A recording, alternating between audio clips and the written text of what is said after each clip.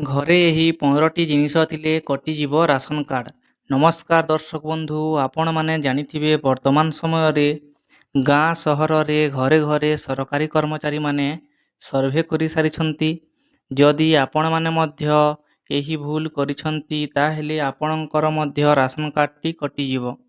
NFSର ନୂଆ ଗାଇଡ଼ଲାଇନ୍ ଅନୁସାରେ ଯଦି ଆପଣଙ୍କ ଘରେ ମଧ୍ୟ ଏହି 15ଟି ଜିନିଷ ଅଛି ତାହେଲେ ଆପଣଙ୍କର ମଧ୍ୟ ରାସନ କାର୍ଡ଼ଟି କଟିଯିବ। ତ ଆସନ୍ତୁ ଜାଣିବା ସେହି 15ଟି ଜିନିଷ ବିଷୟରେ ଏବଂ ଭିଡ଼ିଓର ଶେଷରେ ଆପଣଙ୍କୁ ମଧ୍ୟ କହିବି କେମିତି କଲେ ଆପଣଙ୍କ ରାସନ କାର୍ଡ଼ କଟିବ ନାହିଁ। ତ ଭିଡ଼ିଓଟିକୁ ଶେଷ ପର୍ଯ୍ୟନ୍ତ ଦେଖନ୍ତୁ। ଚାଲନ୍ତୁ ଭିଡ଼ିଓଟିକୁ ଷ୍ଟାର୍ଟ କରିବା। ଯଦି ପରିବାରର କୌଣସି ସଦସ୍ୟଙ୍କ ନାମରେ କାର୍, ଜିପ୍ କିମ୍ବା ଅନ୍ୟ କୌଣସି ଚାରିଚକିଆ ଗାଡ଼ି ଥାଏ।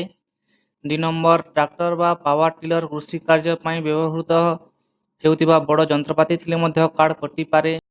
ଯାନ୍ତ୍ରିକ ଚାଳିତ ଡଙ୍ଗା ବା ମାଛ ଧରିବା ପାଇଁ ବ୍ୟବହୃତ ବଡ଼ ଇଞ୍ଜିନ ଚାଳିତ ଡଙ୍ଗା ଥିଲେ ମଧ୍ୟ ଆପଣଙ୍କର ରାସନ କାର୍ଡ଼ଟି କଟିଯିବ।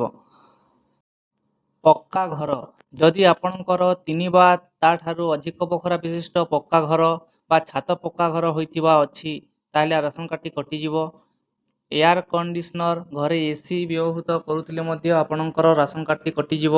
ଫ୍ରିଜ୍, କେତେକ କ୍ଷେତ୍ରରେ ଘରେ ରେଫ୍ରିଜରେଟର ଥିଲେ ମଧ୍ୟ ଅଯୋଗ୍ୟ ତାଲିକାରେ ରଖାଯାଇପାରେ। ଆଉ ଏହି ଖରା ମାସ ଚାଲିଛି, ଏଥିରେ ଏୟାର କଣ୍ଡିସନ ଏବଂ ଫ୍ରିଜ୍ଟା ନିହାତି ବହୁତ ଘରେ ରହିଥାଏ। ତାହେଲେ ଆପଣମାନେ କ'ଣ କରିବେ ସେ ଭିଡ଼ିଓର ଶେଷ ପର୍ଯ୍ୟନ୍ତ ମୁଁ ଆପଣଙ୍କୁ କହିବି। ସରକାରୀ ଚାକିରି, ପରିବାରର କୌଣସି ସଦସ୍ୟଙ୍କ ବା କେନ୍ଦ୍ର ରାଜ୍ୟ ସରକାରଙ୍କ ଅଧୀନରେ ସ୍ଥାୟୀ ଚାକିରି କରୁଥିଲେ ମଧ୍ୟ ଆପଣଙ୍କ ରାସନ କାର୍ଡ଼ଟି କଟିଯିବ। ଆୟକର ବିଭାଗ, ଆପଣ ଯେକୌଣସି ଏକ GST ବିଲ୍ ଭରୁଥିଲେ ମଧ୍ୟ କି ଆୟକରରେ ଆପଣଙ୍କ ପଇସା ଭରୁଥିଲେ ଆପଣଙ୍କର ରାସନ କାର୍ଡ଼ଟି କଟିଯିବ। ବ୍ୟବସାୟିକ ଲାଇସେନ୍ସ, ଯଦି ଆପଣଙ୍କ କୌଣସି ଏକ ବ୍ୟବସାୟିକ ଅଛି ଏବଂ ତା'ର ଲାଇସେନ୍ସ ଥିଲେ ମଧ୍ୟ ଆପଣଙ୍କ ରାସନ କାର୍ଡ଼ଟି କଟିଯିବ। ଯଦି ଆପଣଙ୍କ ପାଖରେ 5 ଏକରରୁ ଅଧିକ ଜଳସେଚିତ ଜମି କିମ୍ବା 15 ଏକରରୁ ଅଧିକ ଅଣଜଳସେଚିତ ଜମି ଅଛି ତାହେଲେ ମଧ୍ୟ ଆପଣଙ୍କର ରାସନ କାର୍ଡ଼ଟି କଟିଯିବ। ତ ଯେତେବେଳେ ସରକାରୀ କର୍ମଚାରୀମାନେ ଆସି ଆପଣଙ୍କ ଠାରେ ସର୍ଭେ କରିଛନ୍ତି ତାହେଲେ ଆପଣମାନେ ଏହିସବୁ ଜିନିଷକୁ ଧ୍ୟାନ ସହକାରେ କହିବେ। ଏବେ ଆସନ୍ତୁ ଜାଣିବା କ'ଣ କଲେ କାର୍ଡ଼ଟି କଟିବ ନାହିଁ। ଯଦି ଆପଣଙ୍କ ପାଖରେ କୌଣସି ପୁରୁଣା ଗାଡ଼ି ଅଛି ଯାହା ଏବେ ଚାଲୁନାହିଁ ତାହାର ଆବଶ୍ୟକ ପ୍ରମାଣପତ୍ର ରଖନ୍ତୁ। ଯଦି କାର୍ଡ଼ରେ ଥିବା ସଦସ୍ୟଙ୍କ ମୃତ୍ୟୁ ହୋଇଛି ତେବେ ତୁରନ୍ତ ସେହି ନାମଟିକୁ କାଟିଦିଅନ୍ତୁ। ଯଦି କୌଣସି ଝିଅର ବାହାଘର ହୋଇଯାଇଛି ତାଙ୍କ ନାମ ମଧ୍ୟ କାଟିଦେବା ଉଚିତ, ନହେଲେ ଏହା ପରବର୍ତ୍ତୀ ସମୟରେ ଆପଣଙ୍କ ରାସନ କାର୍ଡ଼ଟି କଟିଯାଇପାରେ।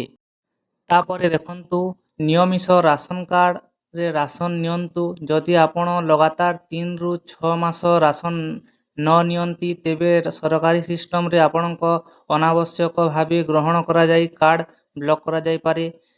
ନାମ ସଂଶୋଧନ, ଯଦି କାହାର ବାହାଘର ହୋଇଯାଇଛି କିମ୍ବା କେହି ମରିଯାଇଛନ୍ତି ତେବେ ତାଙ୍କ ନାମ ତୁରନ୍ତ କାଟିବା ପାଇଁ ଆବେଦନ କରନ୍ତୁ ଏବଂ ନିଜର ନାମ ମଧ୍ୟ ଯଦି କରେକ୍ସନ୍ ଠିକ୍ ନାହିଁ ସେହି ନାମକୁ ଆଧାର କାର୍ଡ଼ ସହିତ ସମାନ କରି ସେଟାକୁ ସଂଶୋଧନ କରନ୍ତୁ।